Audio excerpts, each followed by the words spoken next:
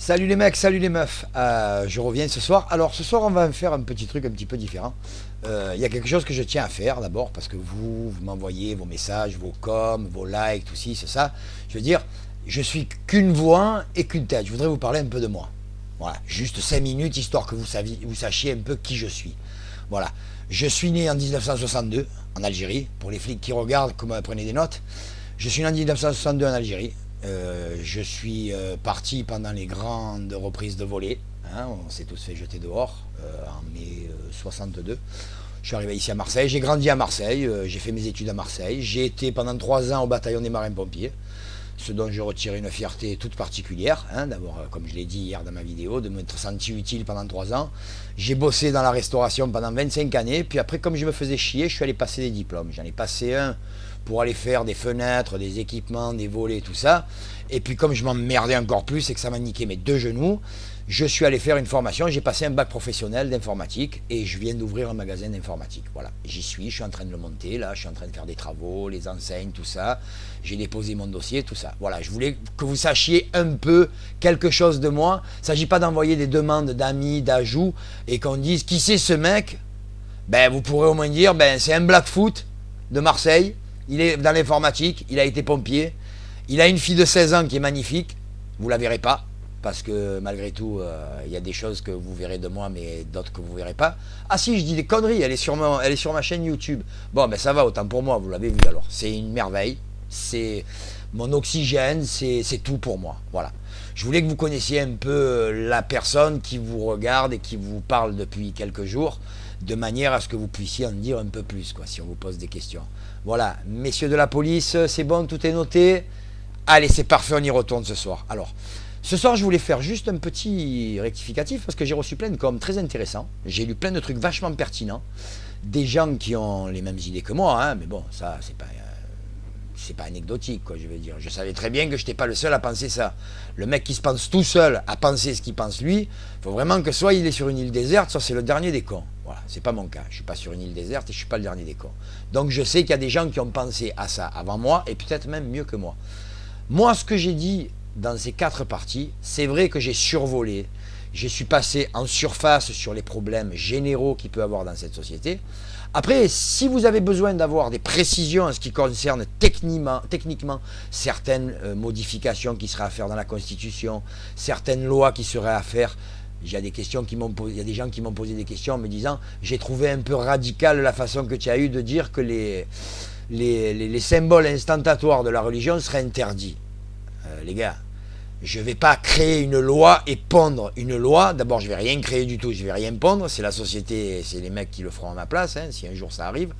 On ne va pas créer des lois totalitaires en disant on sort du je vous interdis, vous n'avez pas le droit, pour commencer et refaire la même chose. Non, moi ce que je disais, c'est que en dehors des lieux de culte, les gens devront faire l'effort de ne pas porter de signes ostentatoires de religion. C'est un effort à demander. On peut aller chez les gens et leur dire au travail, vous voulez le porter. À la maison, vous voulez le porter. Dans le lieu de culte, vous voulez le porter. Mais quand vous vous déplacez dans les transports en commun, quand vous allez dans les administrations, vous faites l'effort au moins de le lever ou voire de le baisser. Il est hors de question qu'un enculé de terroriste avec une burqa sur la tête rentre dans un bureau de poste ou dans une agence de banque ou un supermarché avec un gilet se fasse sauter parce qu'on n'a pas vu venir le coup. Voilà. On a vu comme ça s'est passé, les mecs ils se sont fait exploser à droite et à gauche, comme on a compris quand on a ramassé les morceaux.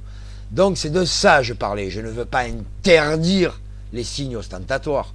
Ce que je veux dire c'est qu'il y aura des endroits où ça ne sera pas autorisé, hein, à contrario de interdit. Pas autorisé, on demandera gentiment. Il n'y aura pas de mesure de rétorsion, ni vous êtes passible d'une amende de ceci, vous êtes passible d'une amende de ça. Qu'est-ce que ça veut dire ça? On n'en paye pas. C'est des merdes qu'il faut encore en plus payer des amendes pour les habits. Bientôt ça va être quoi? Parce qu'il y en a qui mettent des mocassins, on va leur faire payer des amendes. Ou alors le mec qui va se mettre une burqa sur la tête, allez c'est bon. Maintenant il va y avoir des radars à burqa aussi, c'est ça que vous voulez? Non, moi c'est pas ça que je veux, moi je dis pas ça du tout. Moi je pense que le culte est libre, le culte se doit de se pratiquer comme les gens en ont envie. Après, il y a des règles dans une république, on les applique. On ne demande pas grand chose aux gens, on demande juste de respecter le fait que les gens qui sortent dans la rue, s'ils sont chrétiens, le seul signe ostentatoire qu'on peut voir chez eux, c'est une petite croix pendue autour du cou. Au passage, je vous dis un truc pour les mecs qui sont chrétiens. Si Jésus avait été mis sur une chaise électrique, tout le monde aurait une chaise électrique, enfin une chaise pendue autour du cou. Pour vous dire les signes ostentatoires, ce que j'en pense. Je veux dire, la religion, c'est un truc, comme je l'ai expliqué, c'est entre la personne et le bon Dieu.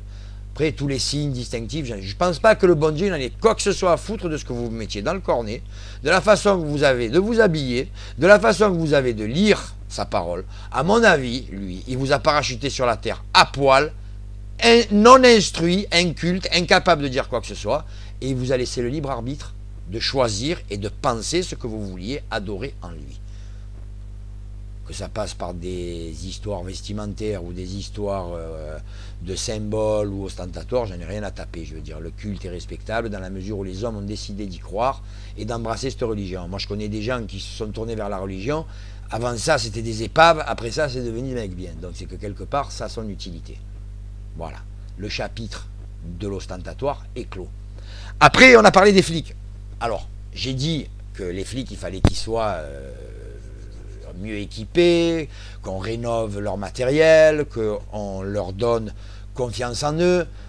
Il faut savoir que, je ne sais plus combien, je ne vais pas dire une connerie, mais je crois qu'il y a plusieurs centaines de flics qui se sont suicidés ces 3 ou 4 dernières années avec leurs armes de service, déjà. Donc, moi je pars du principe qu'un policier, quand il est en service, il doit être armé. Le reste du temps, son flingue, il le laisse au commissariat. Interdit les mecs qui rentrent chez eux avec leur flingue de service.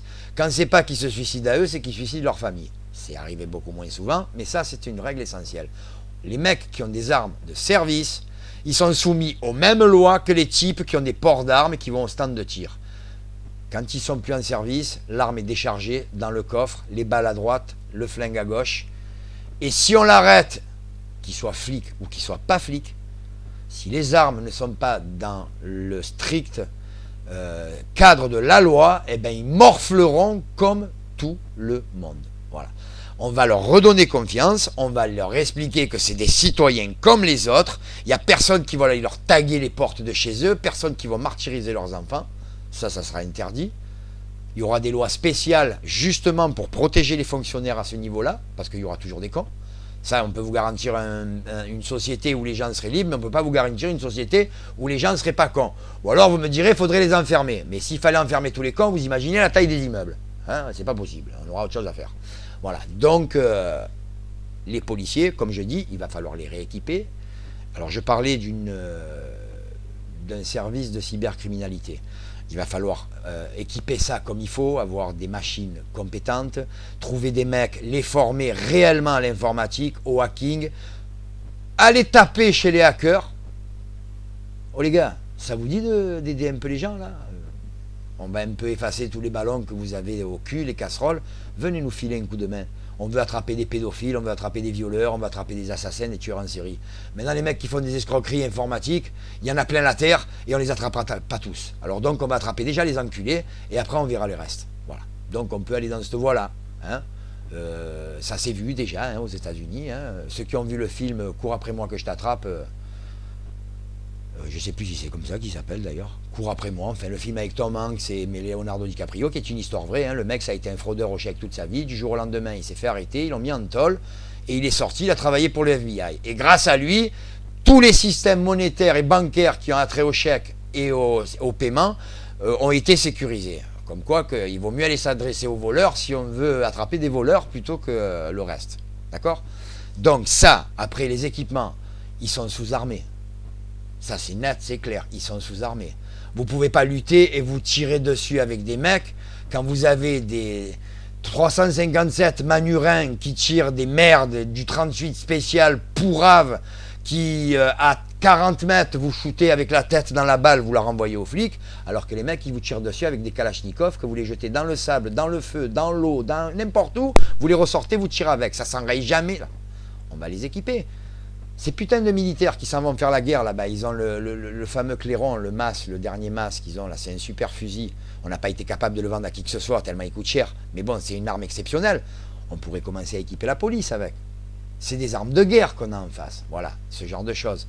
Les véhicules, on pourrait les équiper un peu mieux en ce qui concerne les radios, les équipements électroniques. Après, il y a une chose qui est certaine, c'est que état d'urgence ou pas d'état d'urgence, on peut être attaqué par les Martiens. Il n'y a pas un Condé qui ira mettre sur écoute qui que ce soit, sous vidéo qui que ce soit, sans une commission rogatoire d'un juge qui aura instruit l'affaire et qui sera au courant des tenants et des aboutissants. Voilà. Ça, c'est encore un autre aparté. Après, il va falloir en embaucher, il va falloir en former.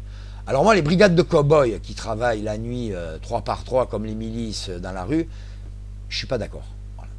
Moi, je suis plutôt pour mettre des commissariats de partout, des commissariats de proximité, peu importe ce que ça coûte, je vous ai dit, on aura du pognon. C'est toujours mieux que de construire des commissariats dans chaque cité pour avoir un point de sécurité. Avant, les seigneurs, ils avaient des châteaux forts, il y avait un point de garde. Hein.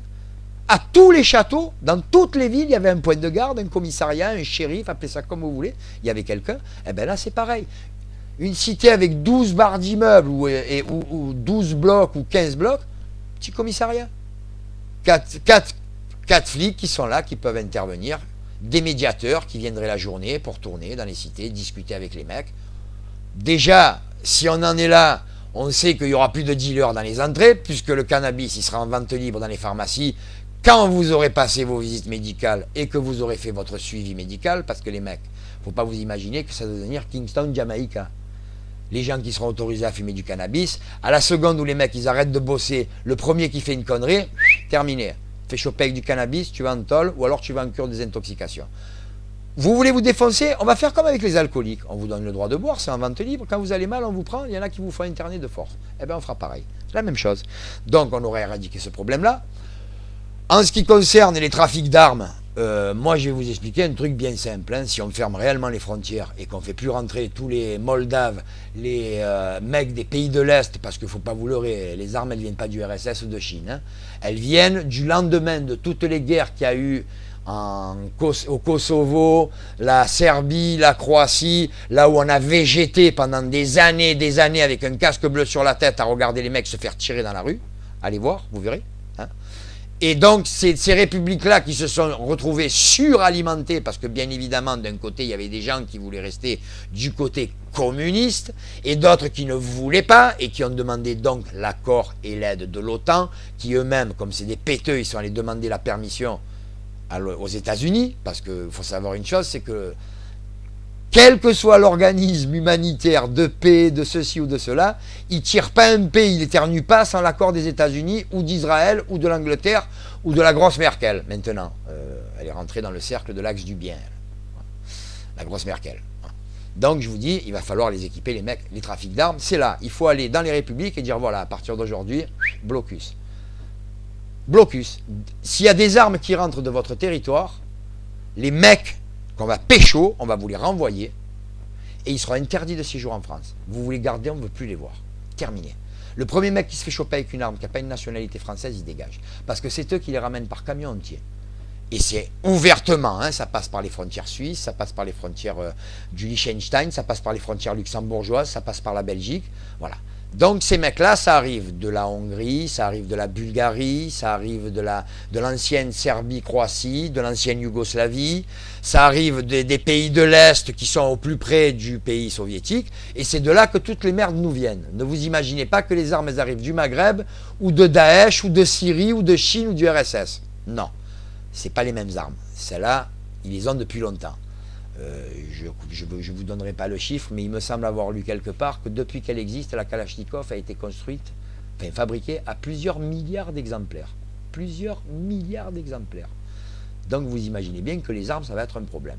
Alors en ce qui concerne la législation au niveau des armes, ça sera bien simple. Hein, on ne va pas commencer à jouer comme les Américains dans la Constitution, on a le droit des armes. Interdit. Personne n'approche une arme, en dehors des gens qui sont qualifiés pour le faire. La police, l'armée et les forces spéciales. Parce qu'il y aura des forces spéciales. On aura, nous aussi, des forces spéciales. Parce qu'on va arrêter, quand on a des problèmes à l'extérieur, avec des républiques bananières qui nous prennent nos diplomates ou qui nous prennent nos journalistes, on va créer des forces spéciales, mais des vrais, pas les abrutis de Navy Seal ou les SAS, que chaque fois qu'ils font une opération, ils en laissent 2 sur le carreau. Non, nous, on va créer des vraies forces spéciales. Des forces spéciales de mecs qui vont discuter. On filera des valises de pognon s'il faut. Mais on attrapera les mecs, croyez-moi. on attrapera les mecs. S'il faut, on mettra du poison sur le pognon pour qu'ils crèvent au moment où ils ouvrent la valise, mais on les chopera. Peu importe la façon qu'on aura. Là, les mecs, ils auront carte blanche. Démerdez-vous. Je veux aussi rien savoir. Vous êtes couverts. Quoi qu'il arrive, le gouvernement français, il vous couvre.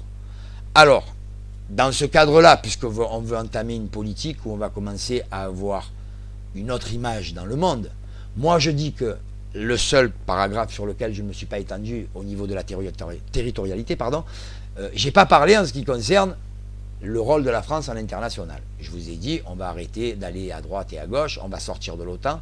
Alors, moi je pense que la France pourrait, je dis bien pourrait, devenir neutre, comme ces enculés, je ne dis pas ces enculés parce que j'ai des Suisses, mais il y en a certains que je ne peux pas voir chez eux. Comme les Suisses, pardon, je m'excuse, voilà, je suis désolé. Comme les Suisses, hein, on va être neutre. Nous, ah ben c'est pas nous. Nous, on n'a rien à voir, voilà. On va aller dans tous les pays où on fait la guerre en ce moment, on va rapatrier nos hommes, on va aller voir les ambassadeurs, on va aller voir les gens concernés et on va aller leur faire des excuses. Et on va leur dire combien ça vous a coûté cette histoire. Et on va vous rembourser. Et on va vous aider. Et on va vous aider à se développer. Et on va faire du développement durable chez ces gens. On ne va pas leur voler leur richesse. On va les aider à les développer. Après, il viendra voir qui c'est qui nous empêchera d'exploiter ça en commun accord avec les sociétés ou les États avec lesquels on fera du commerce. Parce que moi, je vais vous dire une chose. Je prends l'exemple de l'Algérie. D'accord ? Tout le monde s'imagine que l'Algérie, la guerre d'Algérie, a eu lieu parce que les gens se sont révoltés, parce que c'était la colonisation, c'était tout ça. En 1958, quand on a changé le mode de scrutin pour la députation parlementaire, on est passé à la proportionnelle, qui a été ensuite abandonnée pour être remis par Mitterrand, ce qui lui a permis de niquer Chirac avec le Front National. Voilà, à cause de la proportionnelle. Donc, on se retrouve avec un scrutin à la proportionnelle. Or, vous savez que le scrutin à la proportionnelle, vous votez dans les départements, c'est proportionnel au nombre de députés que vous allez avoir, que les votes sont établis. À partir de là, vous avez un département comme l'Algérie à l'époque, qui était le département 99, où il y avait plus de 21 millions de personnes. C'est-à-dire qu'en Algérie, il y avait quasiment la moitié de la population française. On se serait donc retrouvé avec des députés de diverses circonscriptions, parce que dans un département de 21 millions, il y en a des circonscriptions. On se serait retrouvé avec un département qui aurait envoyé de la députation à l'Assemblée nationale, où ils auraient été majoritaires devant le gouvernement. Et ça, c'était pas possible. Alors on a pris le parti de leur faire la guerre en leur disant, voilà, c'est comme ça, on vous impose ça, vous voulez pas, vous voulez votre liberté, vous voulez qu'on décolonise, nous on veut pas décoloniser. Ils auraient pu faire un protectorat, on aurait pu avoir un accord où ça se serait terminé autrement que dans le sang. J'aurais pas pris un coup de pied dans le cul en 1962, si ça se trouve je m'appellerais Mouloud, ce qui n'aurait pas été grave en soi. Mais on aurait réussi à faire un truc, c'est qu'on aurait réussi à garder l'Algérie, pas dans notre giron, mais on aurait réussi à garder l'Algérie comme partenaire privilégié de la Méditerranée. Et moi, je peux vous dire qu'en ayant fait ça, on aurait structuré leur médecine, on aurait structuré leur voie de communication, on aurait structuré leur éducation, leur médecine, on aurait pu les aider dans des tas et des tas et des tas et des tas d'activités, où on aurait été un partenaire privilégié. Et bien, vous savez ce qui se serait passé ? L'Algérie, ça aurait été le jardin de la France, le jardin. Et jusqu'à preuve du contraire, c'est les mecs ici qui auraient pleuré pour aller là-bas. Voilà. Moi, je vous le dis, ça aurait été comme ça. Si on avait abandonné l'Algérie et qu'on aurait fait un traité de paix en leur disant, voilà, on est là depuis 200 et quelques années, on vous rend votre pays. Mais on va vous aider à le mettre au jour, le sortir du carcan dans lequel il se trouve, parce que malgré tout, en 1962, l'Algérie, c'était pas la station spatiale Mir, quoi, je veux dire. Moi, j'ai vu des trucs, des chantiers. Moi, j'ai vu un jour une vidéo à la télé, il n'y a pas longtemps, hein. Il y avait un mec qui était dans les rues, un type qui creusait à la pelle à Alger. Il était en train de faire le métro. Il y a un mec qui a dit, vous pensez que ça va être fini quand? Il a dit, 2015, voilà, 2025. Là, c'est plus une fourchette de temps, là, carrément. C'est une fourche. 2015-2025. Bon. On aurait pu les aider à ça. Ils auraient eu un pays qui aurait été structuré. Ils auraient pu garder leur confession de foi, les mosquées, tout ça. C'est pas pour ça qu'on aurait été leur planter des églises tous les 10 mètres. Hein. Il y en avait déjà assez à l'époque. Et on aurait pu avoir ce pays. C'est un exemple parmi tant d'autres. Hein. On en a brûlé plein des exemples comme ça. Hein. On aurait pu avoir ce pays qui aurait été un partenaire privilégié. Or, à l'époque d'aujourd'hui, c'est le partenaire privilégié de la France, mais ils nous font payer ce qu'on leur a fait en Algérie. On paye le gaz et certaines ressources qui sortent de leur parterre plus cher que n'importe qui dans le monde. Ça, c'est notre punition. On leur doit rien, on a dit qu'on leur donnerait rien, mais la punition, elle est là. Ça, le gouvernement, il ne va pas vous venir jeter du clairon pour vous l'expliquer. Voilà. Donc, c'est ce que je dis. On aurait pu faire ça avec plein de républiques, la Côte d'Ivoire, le Congo, où on aurait arrêté de mettre des dictateurs pour exploiter le sol à leur propre compte. On les aurait aidés et naturellement, on aurait passé des accords économiques avec eux qui nous auraient privilégiés et on ne serait pas autant dans la merde que maintenant. Voilà. Donc, c'était les correctifs que je voulais faire sur ces problèmes que j'ai évoqués dans la révolution passive 1, 2, 3, 4. J'ai posé sur la plupart des messageries des gens qui m'ont pris en contact l'URL de ma chaîne YouTube. Vous pouvez aller consulter les vidéos, puisque Facebook apparemment a décidé de ne plus diffuser mes vidéos. Donc, ne vous vexez pas si elles disparaissent de mon journal Facebook. En temps et en heure, demandez-moi en message privé mon lien YouTube et vous aurez, je vais alimenter.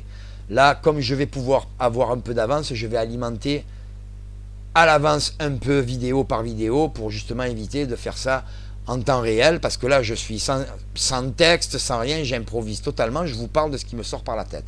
Je ne veux pas le faire, je pourrais écrire, je pourrais faire des trames de scénario, tout ça, c'est hors de question. Moi, je vous livre mon avis, mon opinion, ma pensée telle que je l'ai dans ma citrouille. Voilà. Je vous dis bonsoir, je remercie encore tous les gens, donc je vous explique, envoyez-moi un message privé ceux qui veulent me prendre en ami ou ceux qui veulent prendre ma chaîne YouTube, je vous envoie tout.